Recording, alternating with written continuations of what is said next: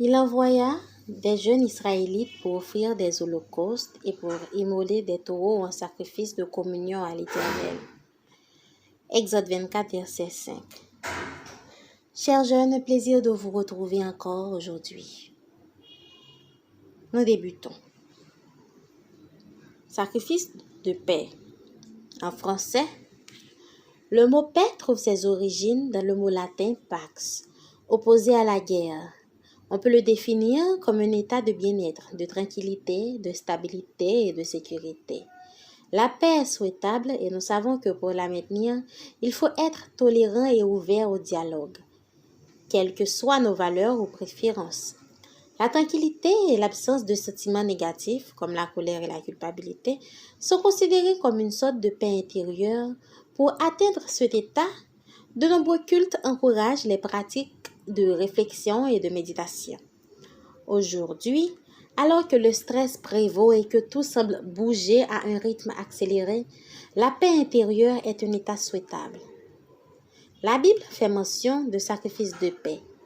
C'était un sacrifice volontaire qui pouvait être offert avec une confession ou un vœu, ou comme une marque de gratitude. Il consistait à sacrifier un animal dont une partie était brûlée, une autre mangée par les sacrificateurs et une autre rendue pour être consommée par celui qui présentait l'offrande.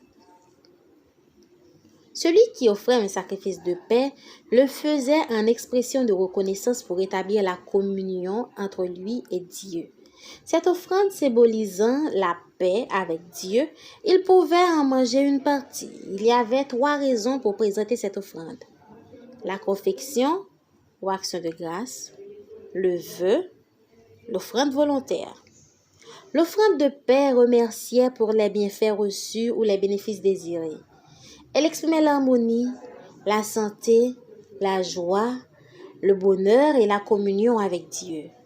Comme nous l'avons mentionné au début de cette réflexion, la paix est un état souhaitable et à plus forte raison si cette paix est avec Dieu.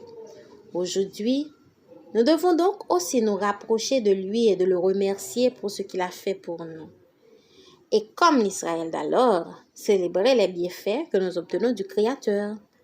Aujourd'hui, plus que jamais, nous avons besoin de sacrifices de paix qui permettent d'avoir des jeunes plus reconnaissants, plus conscients de tout ce que nous avons reçu et prêts à lutter pour une société meilleure.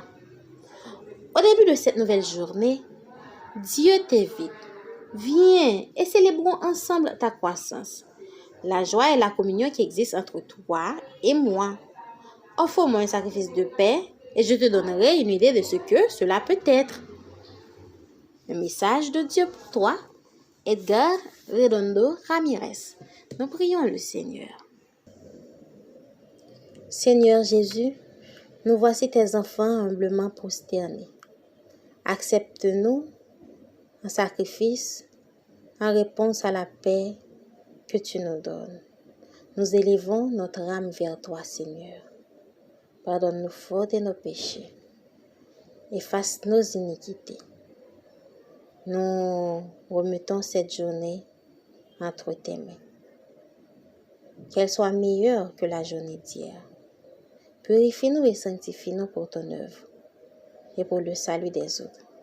Pardonne nos péchés encore une fois, tendre Père. Nous t'en prions ainsi. Au nom de Jésus. Amen. Merci, chers jeunes, d'être toujours des nôtres. Nous vous donnons rendez-vous. À demain.